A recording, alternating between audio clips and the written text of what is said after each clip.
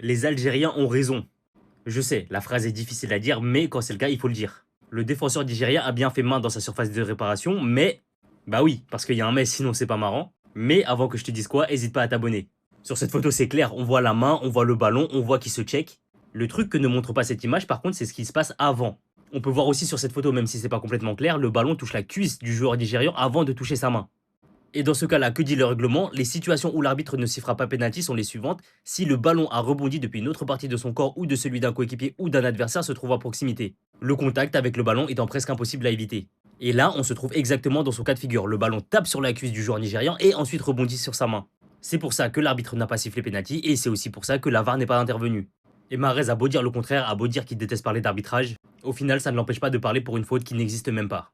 Ensuite, je pense qu'en rentrant du vestiaire, les Algériens étaient convaincus que l'arbitre était contre eux, et ça a peut-être pu le sortir de leur match, ce qui explique leur très mauvaise seconde période.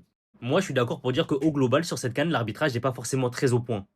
Il y a beaucoup de situations litigieuses et il y a même des fois où la VAR n'est pas consultée et on ne comprend pas pourquoi. Mais malheureusement pour nos amis algériens, ce match-là n'en fait pas partie.